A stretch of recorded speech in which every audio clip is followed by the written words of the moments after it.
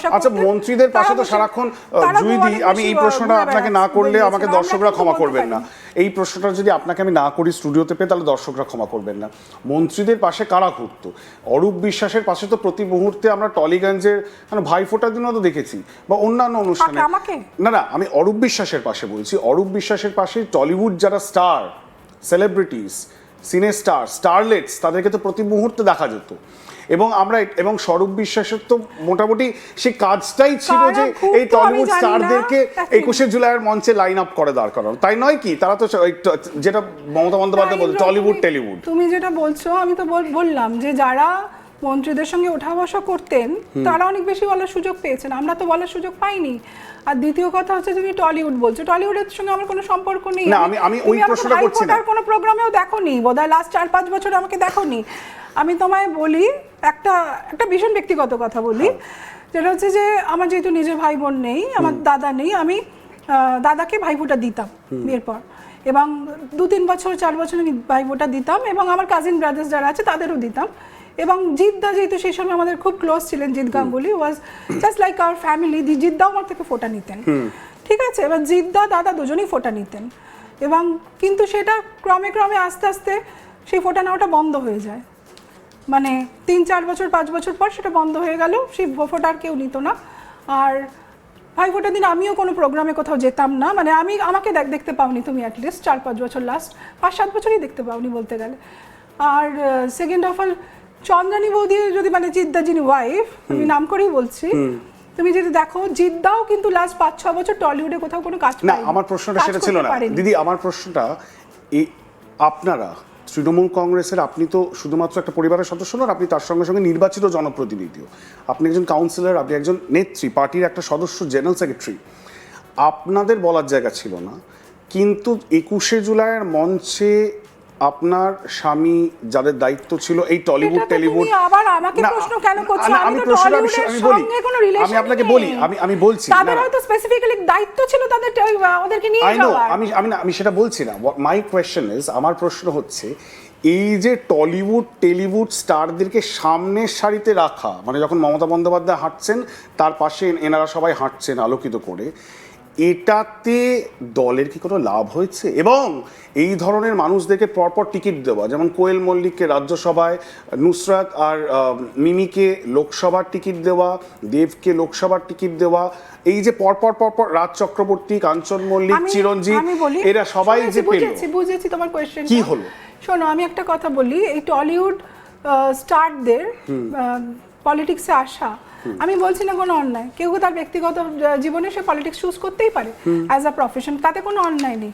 কিন্তু সে যদি হার্ডকোর পলিটিশিয়ানের মতো বিহেভ করে, সেলিব্রিটি না হয়ে, সে যদি পুরোপুরি পলিটিক্স করে, সাধারণ মানুষের পাশে থাকে, সাধারণ মানুষের হয়ে প্রশ্ন করে, পার্লামেন্টে গিয়ে 10টা কোয়েশ্চেন করে, তাহলে তার একটা মূল্য রয়েছে আলাদা। সেখানে তাকে as a politician I can count, or you can count, or you can grant it as him or her as a politician.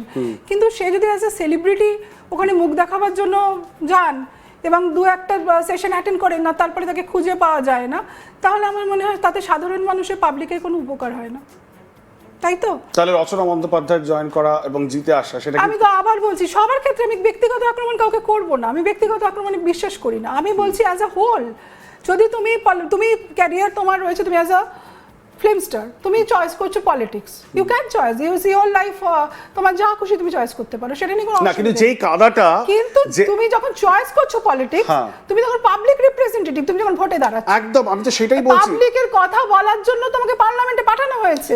একদম সেই জায়গায় দাঁড়িয়ে তুমি না পার্লামেন্টে গিয়ে কোয়েশ্চেন করো, পাবলিকের কথা না তুলে ধরো, পাবলিকের সমস্যা না, আপনি বলুন, তারা কি নিজের আখের গোছাতে এসেছেন? তারা নিজের আখের গোছাতে এসেছেন, তার কনস্টিটিউয়েন্সির কথা না বলে, তারা কি নিজের আখের গোছাতে, তারা কি নিজের আখের গোছাতে তৃণমূল এসেছিলেন? তৃণমূলের ভালো সময় সেটা তারা বলতে পারবেন, সেই বিষয়ে আমি আবার বলছি, আমি কোনো না, আপনি যেহেতু ইনসাইডার, সেটা আপনি বলতে পারবেন। না, আমি ইনসাইডার নই, I am always outsider, I am not a insider, I don't treat my self as a insider.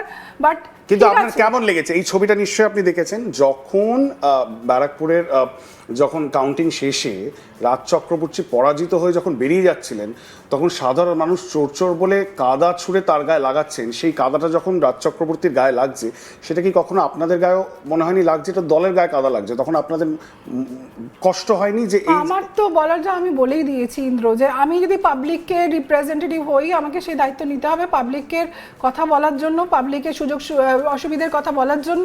যদি আমি সেই কাজটা না করতে পারি, ব্যর্থ হই, তাহলে তো আমার পলিটিক্সে গিয়ে কোনো লাভ নেই। তাহলে আমার মনে হয় যে ওখানে পলিটিক্সের সাথে আমি কি করব? আমার তো কোনো মোটিভই নেই পলিটিক্স করার। আমার উইদাউট মোটিভেশন আমি পলিটিক্সে চলে এলাম, কারণ আমি একটা গ্ল্যামারাস পোস্ট পাচ্ছি, আমি অ্যাজ এ এমপি আমি দিল্লিতে যাচ্ছি আসছি, আমার একটা পাওয়ার রয়েছে, আমার কাছে সিকিউরিটি আছে, আমার একটা দিল্লিতে একটা ফ্ল্যাট হয়েছে, একটা গাড়ি হয়েছে, একটা দুটো সিকিউরিটি হয়েছে, আর আমি পাওয়ার এনজয় করছি, অথচ আমি পাবলিকের কথা বলছি না। এটা কিন্তু পলিটিক্স হতে পারে না। আমার শেষ কয়েকটা প্রশ্ন, তার মধ্যে এটা অবশ্য করি, এত কমেন্ট আসছে, ভরে ভরে কমেন্ট আসছে, এবং মানুষ কিন্তু অনেক বিরূপ মন্তব্য করছেন, সেখান থেকে আমি সেটার প্রতিফলন, যেহেতু আমি এখন মানুষের প্রতিনিধি এই জায়গায় দাঁড়িয়ে, দর্শকদের প্রতিনিধি, প্রশ্ন না করে থাকা যায় না।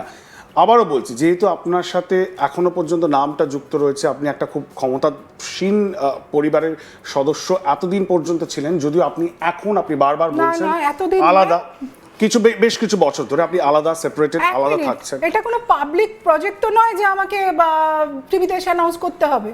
মাই private life, my personal life is my personal life. এখনো কিন্তু আমি একটা কথা বলিনি আমার ব্যক্তিগত জীবন নিয়ে, তুমি যদি দেখো। একদম একদম। যদি আজকে এই ঘটনা না ঘটতো, মেসির ঘটনা না ঘটতো, তাহলে বোধহয় আজকেও তোমার চ্যানেলে বসে আমি কথাগুলো বলতাম। আমি এই জায়গায় আপনাকে প্রশ্নটা করি, যে দর্শকরা যেটা জানতে চাইছেন, যে এই যে স্বরূপ বিশ্বাস বা অরূপ বিশ্বাসের কোট আনকোট কুকীর্তির অংশ আপনি হতে চান না, বা হয়ে যাচ্ছিলেন, বা ড্র্যাগড ইনটু হয়ে যাচ্ছিলেন বলে আজকে সরকার পরিবর্তনের ফলে আপনি কি তার থেকে, মানে এটা কি একটা সাফাই, আপনি সেটা থেকে নিজেকে ডিস্টেন্স করার চেষ্টা করছেন? এটা যদি একটু দর্শকদেরকে বলেন। একেবারেই নয়। আমি যদি 2025 সালে মানে আলাদা জায়গায় চলে গিয়ে থাকি, আমি আমার মায়ের সাথে 2025 সাল থেকে আছি আমার বাচ্চাদের নিয়ে, তাহলে আজকে হঠাৎ আমি, এমন তো না যে সরকার পরিবর্তন হয়ে গেছে বলে আমি আলাদা হয়ে গেছি বা আমি চলে গেছি বাচ্চাদের নিয়ে। যারা জানার তারা সবাই জানেন, যারা আমাদের ফ্যামিলি ক্লোজ, যারা পার্টি মেম্বার্স, যারা আমার ওয়ার্ডে থাকেন, যারা ভীষণভাবে আমাদের সঙ্গে যুক্ত, তারা সকলেই জানেন যে কখন থেকে কিভাবে আমি আলাদা রয়েছি। তাই জনে জনে এটা তো কোনো পাবলিক প্রজেক্ট নয় যে আমি অ্যানাউন্স করব। আমি আবার বললাম যে সোশ্যাল স্টিগমা, আমার বাচ্চাদের ফিউচার, আর আমাদের বাচ্চাদের সোশ্যাল লাইফ। আমরা তো পলিটিক্স করি, আমাদের লোক 10টা বাজে কথা পরিবারকে শিল্ড করার দায়িত্ব মা হিসেবে আপনার, কিন্তু দুটো ছোট বাচ্চার মেন্টাল হেলথ নিয়ে তো আমি খেলতে পারি না। ঠিক কথা। তাহলে এবারে আরেকটা প্রশ্ন এটার সাথেই করে নিই, করণী, আপনি কি রাজনৈতিকভাবে পাল্টি খাচ্ছেন? আমি যতক্ষণ দায়িত্বে রয়েছি, তৃণমূল কংগ্রেসের পদে রয়েছি, আমার দায়িত্ব হচ্ছে মানুষকে পরিষেবা দেওয়া। এখানে পাল্টি খাওয়ার ব্যাপার বা সমর্থন করার কোনো ব্যাপারই নেই। আজকে এই প্রোগ্রামটা আসার একটাই কারণ, যে আমার হয়ে যদি কেউ এটা বলে দিতেন যে I have nothing to do with this case, Messi case, তাহলে হয়তো আজকে আমি আসতাম না। I have nothing to do with Tollywood. আমাকে তাহলে আজকে